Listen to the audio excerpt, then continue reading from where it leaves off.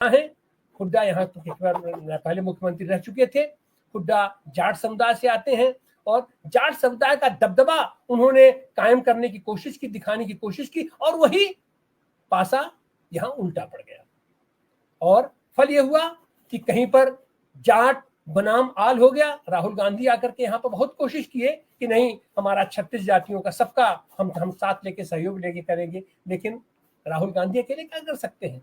मंच पर उन्होंने शैलजा को और सबकी एकजुटता दिखाने की कोशिश भी की, लेकिन जनता के बीच जो चीजें चली जाती हैं, सबसे प्रबुद्ध तो जनता है। यहाँ की चुनाव भी जनता लड़ रही थी, लेकिन अंततः जब जनता ने देखा कि नहीं, स्थितियां तो दूसरी हैं, तो तरह तरह के समीकरण यहाँ बदले और स्थिति, आज परिणाम यहाँ दूसरा निकल गया। जनता ने तो वोट दिया, नो डाउट। यहाँ पर लगभग 40% 39% समथिंग दोनों को वोट मिला है, लगभग बराबर वोट मिला है भारतीय जनता पार्टी को भी और कांग्रेस को भी।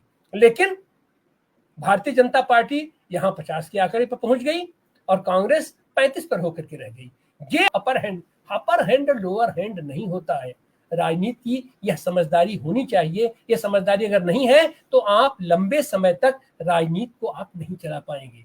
गठबंधन की राजनीति में बहुत कुछ बर्दाश्त करना होता है। गठबंधन की राजनीति अगर सीखनी है, जाननी है, तो आप वामपंथी दलों से जानिए कि तमाम लोगों को इकट्ठा करके, वामपंथी दलों के अलावा भी तमाम डेमोक्रेटिक लोगों को इकट्ठा करके और शांतिपूर्ण तरीके से आज की तारीख तक सत्ता चली गई, लेकिन उसके बावजूद भी वो लोग एकजुट हैं और एक साथ मिलकर के संघर्ष करते हैं और करते रहते हैं। इस चीज में कांग्रेस कहीं ना कहीं से चूक रही है। आने वाले दिनों में इसका क्या परिणाम होगा, ये सुखद परिणाम है कि जम्मू कश्मीर में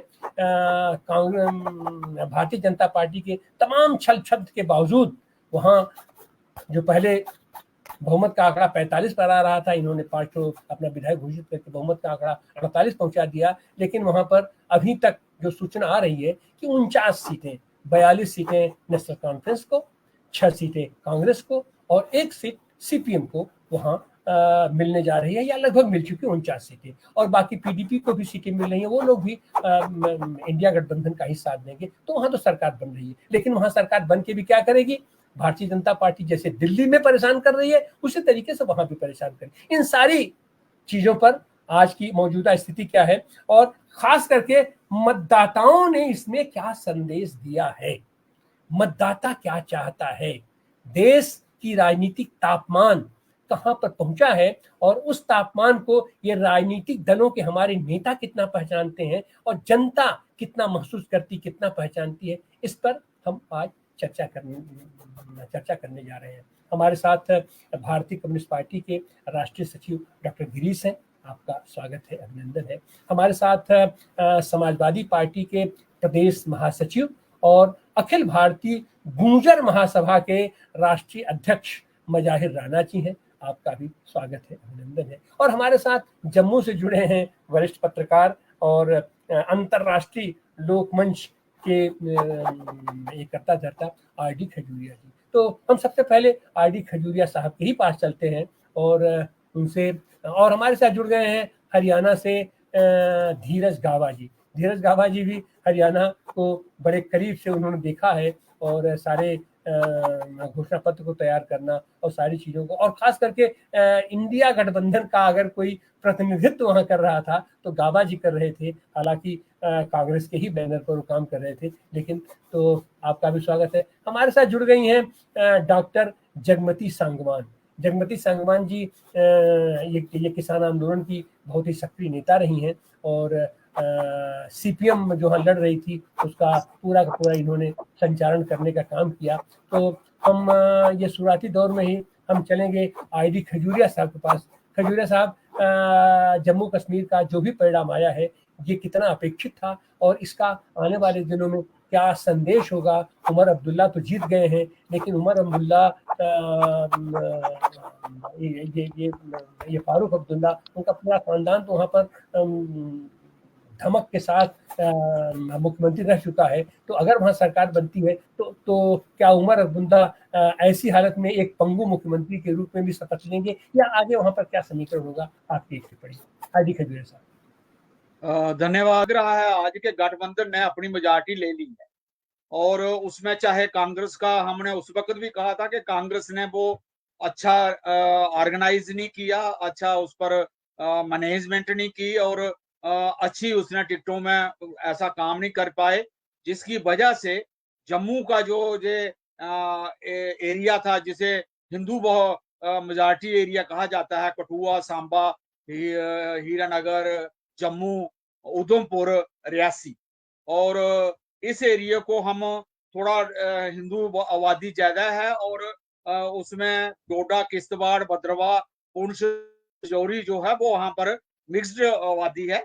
उससे उन दोनों पहाड़ियों, पीर पंचाल और चनाब वैली के नाम पर हम उन पहाड़ियों को कहते हैं, वहां की जनता को, वहां की आबादी को, वहां के बस्तियों को।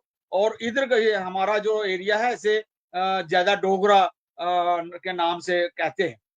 तो हमने ये अंदाजा पहले ही लगाया था कि इस एरिया में तो बीजेपी ने बड़ा काम किया है पिछले 47 से लेकर प्रजा परिषद, जनसंघ, और फिर बीजेपी, और बीजेपी के बाद अब के जो हालात हैं वो 370 टूटने के बाद जो लड्डू बांटे गए थे वो इसी एरिया में बांटे गए थे, लेकिन लोग फिर भी दुखी हो चुके थे, और लोगों ने अब कह दिया था कि हमारी बेरोजगारी, हमारा रहन सहन, हमारी जमीन, हमारा बाहर से आकर कॉन्ट्रैक्ट बेसिस ले लेना, ये हमें मंजूर नहीं है।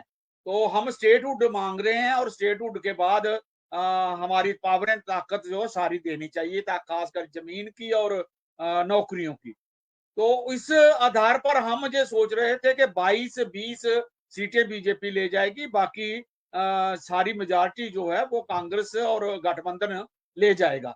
लेकिन उसमें उनका काम थोड़ा ज्यादा हो गया, और वो सीटें 29 तक पहुंच चुके हैं, और बाकी 42, 6, 3 पीडीपी, और 10 तक आजाद उम्मीदवार भी जीते हैं। जम्मू रीजन में भी 2 जीते हैं आजाद उम्मीदवार, और कश्मीर में भी बाकी आजाद उम्मीदवार जीते हैं। तो उसमें से हम ये समझते हैं कि पहले भी मैंने जाति तौर पर जिस राय पर खड़ा हूं और कह रहा हूं कि ये सरकार चलेगी नहीं। चलेगी मतलब है कि मेजॉरिटी के हिसाब से तो मेजॉरिटी आ गई है, लेकिन इसको लेफ्टिनेंट गवर्नर चाहे जे वाला रहा या कोई और आ गया, अगर गवर्नमेंट ऑफ यूनियन गवर्नमेंट जो इसी रूप में रही और मोदी की क्यादत में ही रही, तो लेफ्टिनेंट गवर्नर को दी गई पावरें, जो 12 जुलाई को अमेंडमेंट करके रीऑर्गेनाइजेशन एक्ट जो था उसको जो पावरें दी गई है, उसके तहत तो जहां पर कोई पत्ता नहीं हिलता है गवर्नर के बगैर। तो अगर वो तो अभी तो जबरदस्ती कर रहे थे कि जो 5 सीटें इन्होंने खुद ही अपनी मर्जी से ये भी कह रख ली है कि 5 हम नॉमिनेट कर लेंगे, और वो तो गवर्नर साहब तो पहले ही रिजल्ट से पहले ही नॉमिनेट करने वाले थे, लेकिन थोड़ा शोर मच गया तो रुक गए, लेकिन वो करेंगे, अपनी मर्जी से ही करेंगे। वो किसी की सलाह, मेरे ख्याल में जो गवर्नमेंट जब मेजॉरिटी बन गई है, जो बहुमत बना, उसकी तो नहीं मानेंगे, अपनी मर्जी से ही करेंगे। लेकिन लगता है कि तब भी उनकी सरकार नहीं बन पाएगी। 29 भी हो गई, 5 भी हो गए, और तोड़ आजाद उम्मीदवार तो तोड़कर भी तब भी वो 40 को क्रॉस नहीं कर पाएंगे। तो इससे हमें ऐसा लगता है कि सरकार तो नहीं बना पाएंगे, लेकिन जम्मू कश्मीर की जो ये सरकार बनेगी यूनियन टेरिटरी की, ये सरकार काम कोई नहीं कर पाएगी। इसलिए जनता को फिर आंदोलन करना पड़ेगा, जनता को फिर अपने हकों के लिए उठना पड़ेगा, चाहे वो स्टेटहुड का सवाल है, चाहे वो बेरोजगारी का सवाल है, चाहे लोगों को और अधिकार, पानी, बिजली के जो जहाँ किल्लत है, जहाँ उस पर ज्यादती हो रही है, टैक्स लग रहे हैं, प्रॉपर्टी टैक्स लगा रहे हैं, जबरदस्ती जो कुछ भी कर रहे हैं, उसको हल ढूंढने के लिए इस सरकार के पास पावर नहीं होगी, और जनता इससे ज्यादा दुखी होगी। तो अब क्या सोचते हैं ये इसी इसी तरीके से रखना चाहते हैं, या कोई रास्ता नया निकालेंगे? अगर स्टेटहुड दे देंगे तो थोड़ा सा शायद राहत मिल जाए, पावर आ जाए कैबिनेट के पास, चीफ मिनिस्टर के पास, एमएलए के पास, तो लोगों के मसले कुछ हल हो सकते हैं। लेकिन वो दिल्ली में जाकर बैठ गए हैं, और उनको पहले अरेस्ट भी कर लिया, और वो आज भी उनकी कोई बात नहीं मानी जा रही है। तो हमारी तो सवाल ही नहीं है, जिसमें कश्मीर को इसी नाम से वो दबाना चाहते हैं कि जहां चुप हैं लोग, यही पीस है, यही विकास है, यही अमन का रास्ता है, और यही एडमिनिस्ट्रेशन की सही मायने में संतुलिता है। तो उससे जी तो हमें कुछ भी मिलने वाला नहीं है। और जी जो इन्होंने जहां पर धांधली की हुई है, वो धांधली चाहे करप्शन की है, भ्रष्टाचार की है, बहुत ज्यादा अफसरशाही ने बहुत इधर तंगी दी है, वो जारी रहेगी अगर, तो जम्मू कश्मीर में इस इलेक्शन से निकलेगा कुछ नहीं, लेकिन सिर्फ लोगों ने अपना मत दिखा दिया। मैंने जे पहले भी कहा था कि जे हमारे लिए एक शुभ चिन्ह ये है कि लोगों ने इस पार्टिसिपेट किया और लोगों ने बगैर कहे भी वोट डाले हैं। ऐसी तादाद में लोग निकले कि लोगों को जहां तक कैंडिडेट नहीं भी पहुंचे हुए थे, उन्होंने सुन लिया था कि अब हमारी इलेक्शन हो रही है, पुरानी उस तारीख को हो रही है, तो लोगों ने वोट डाले हैं और लोगों ने ये बता दिया गवर्नमेंट ऑफ इंडिया को, यूनियन गवर्नमेंट को, कि हम तो यकीन करते हैं डेमोक्रेसी पर। आप जो कह सकते हैं कि चुनाव मैनेजमेंट, जो चुनाव होता है जनता की भावनाओं को हाँ, चुनाव जो है अकेला भावनाओं से नहीं चलता, वो मैनेजमेंट से भी चलता है, ये मीडिया से भी चलता है। कहीं ना कहीं कांग्रेस ये संदेश देने में नाकामयाब रही कि वो सबको साथ लेकर चलना चाहती है। हरियाणा के अंदर जो अभी जगमती जी ने बोला, डिसाइसिव पॉलिसीज जो है, जो बांटने की पॉलिसी है बीजेपी की जातिवाद पर, वो कामयाब उसमें रही है, इसमें कोई दो राय नहीं। चाहे जैसे कि आप ये देख लीजिए, एससी समाज में जो आरक्षण का मुद्दा, रिजर्वेशन का जाता, उस मुद्दे को उन्होंने बहुत से तरीके से कैटेगराइजेशन के मुद्दे को भुनाया और उससे एक बड़ा तबका, जिसमें भंगी आते हैं, वाल्मीकि आते हैं, धानक आते हैं, ओड आते हैं, डीएनटी और डीएससी समाज, दोनों कांग्रेस से दूर हुआ और कांग्रेस उसे संभाल नहीं पाई।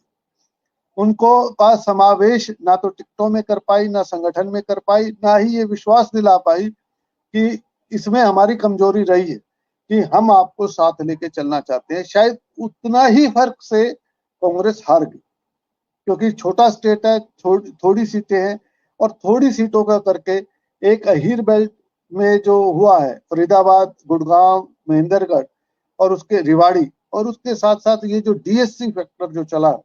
लेकिन जहाँ आप ये देखिए सिरसा, जहाँ से मैं आता हूँ लोकसभा में, 1 सीट भाजपा जीती है 9 में से, वहां टोटली वॉश आउट हो गया और वो भी इसलिए जीती कि कांग्रेस और आईएनएलडी के वोट बराबर बराबर आ गए वहां पर।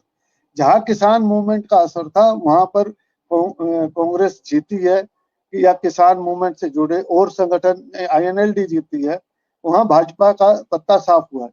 लेकिन भाजपा ने एनी हाउ जो अपनी डिवाइसिव पॉलिसी के तहत डीएससी समाज और डीएनटी समाज को, एक बड़े एससी तबके को अपने साथ जब कर लिया, और बीच में जो शैलजा जी वाला प्रकरण हुआ, जो कुछ लोगों ने गलत टिप्पणी की, उसका भी प्रभाव जो रोहतक सोनीपत वाले एरिया में रहा।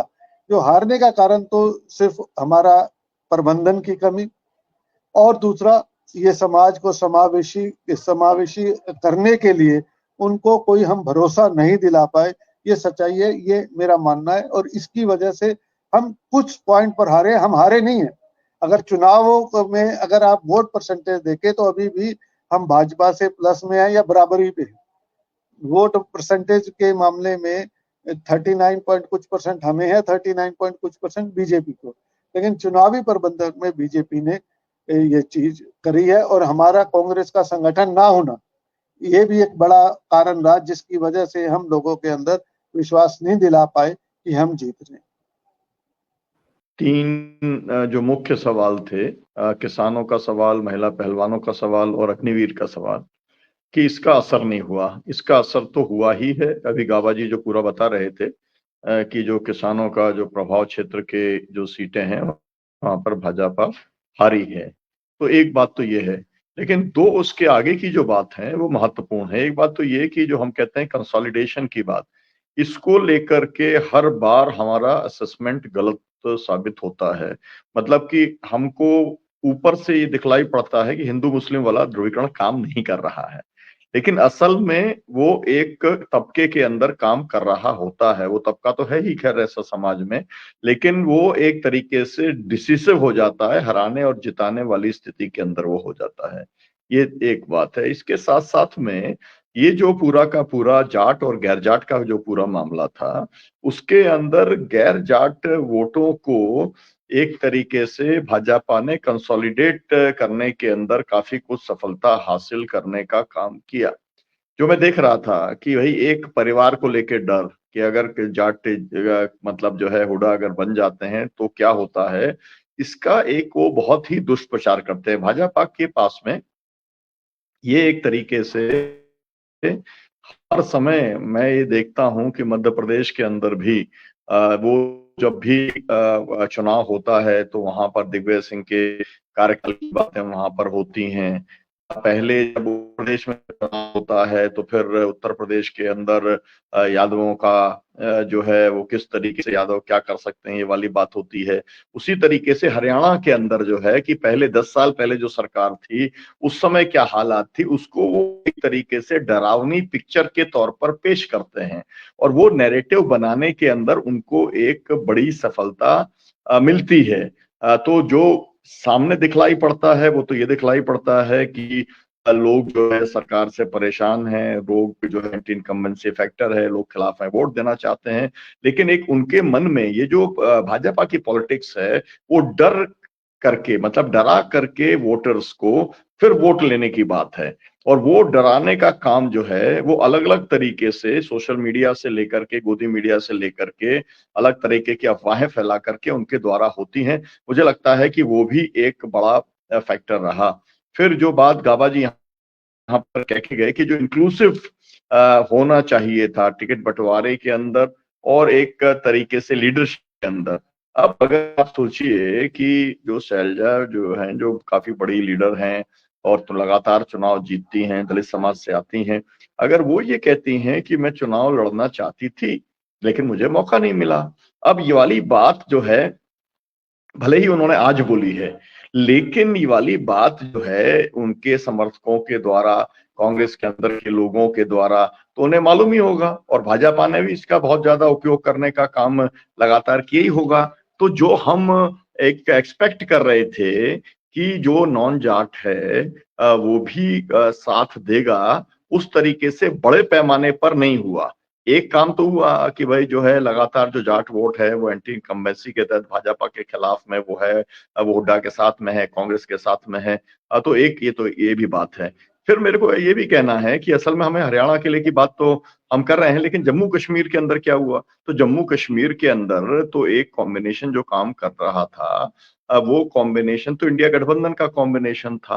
तो इससे क्या नतीजा सामने आता है और हम ये बात बार बार देख रहे हैं कि जब रीजनल पार्टी साथ रहती है कांग्रेस पार्टी के तो उसको काफी सुविधा रहती है। उत्तर प्रदेश के अंदर जब उसको समाजवादी पार्टी का साथ मिल गया तो वो काफी आगे बढ़ गई, मतदाताओं को एक विकल्प मिल गया।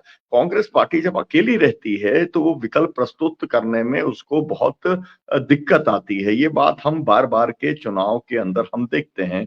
इसके बावजूद भी कांग्रेस पार्टी इस बात को as a matter of policy, as a matter of principle वो इस बात को स्वीकार करने को तैयार नहीं है कि इंडिया गठबंधन केवल कागजों पे नहीं रहना चाहिए, वो जमीन पर रहना चाहिए, वो सीटों के बंटवारे में रहना चाहिए, वो पॉलिसी के लेवल के ऊपर दिखलाई देना चाहिए। आपको याद होगा वक्त ये है कि कांग्रेस पार्टी का वहां संगठन नहीं था, ये सब लोग जानते हैं अच्छे तरीके से।